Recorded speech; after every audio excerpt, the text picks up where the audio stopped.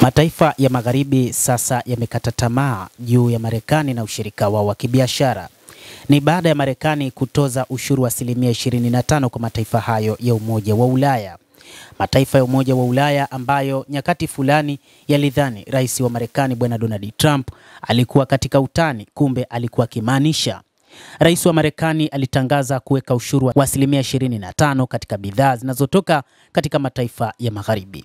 Kutokana na hili, mataifa hayo ya Ulaya yametafakari na kuamua kushirikiana na Uchina. Wawekezaji kutoka nchi mbalimbali duniani, hasa katika mataifa ya Ulaya, wanafuatilia kwa karibu mabadiliko katika masoko ya biashara na uchumi ya kimataifa kwa kulingana na masoko ya hisa ya nchini Marekani. Vita vya kihistoria vya biashara kimataifa, mpango wa fedha za kupiga tafu uchumi wa Ulaya kwa thamani ya dola trilioni 1.2 na kuibuka kwa China ambayo inaongoza katika mbio za masuala ya teknolojia, ni hali hizo zinazozidisha kutokea mtiririko wa fedha katika jukwaa la kimataifa.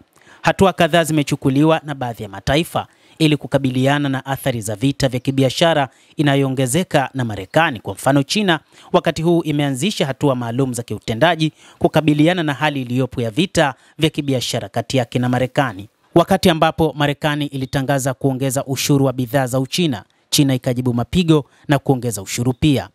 Kwa upande wake, serikali ijayo Ujerumani imefikiria makubaliano ya kufanya marekebisho makubwa katika sera ya fedha, na hiyo itakuwa ni hatua kubwa zaidi kuchukuliwa tangu kuungana kwa pande mbili za Ujerumani na mataifa ya magharibi na mashariki.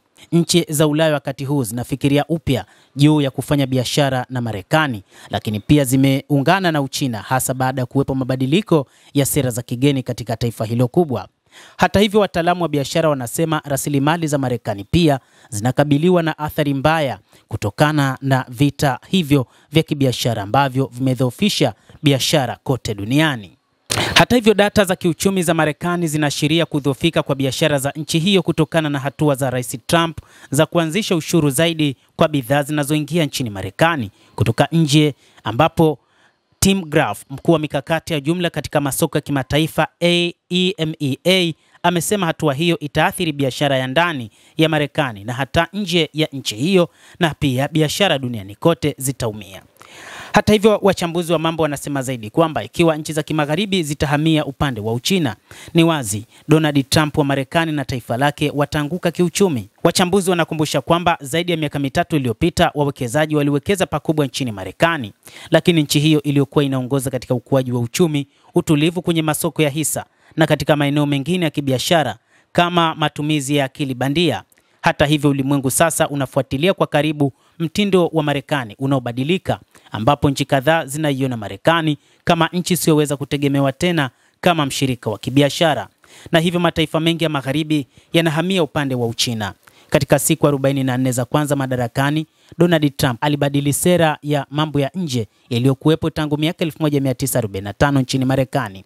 Mabadiliko hayo bila shaka yameibua vita vya kibiashara vya kimataifa kwa kutokana na hatua yake ya kuziwekea ushuru wa ziada bidhaa za nchi nyingine zinazoingizwa Marekani, hali ambayo imewaathiri hata washirika wa biashara wa Marekani, jambo ambalo limewalazimisha viongozi wa Ulaya kujitafakari upya ili wapate njia ya jinsi watakavyofadhili usalama wa mataifa yao.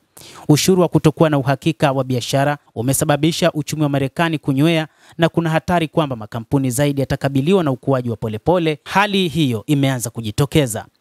Faharasi ya benki ya Marekani inaonyesha kwamba hisa za benki zilipoteza takribani 8% hadi kufikia mwisho wa mwezi uliopita, wakati benki za Ulaya hisa zake ziliongezeka hadi 15%.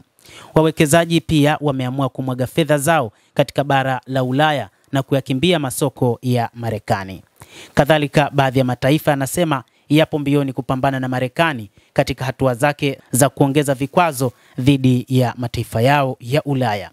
Mtazamaji, endelea kutufuatilia, lakini usisahau kulike, kucomment na kusubscribe chaneli hii.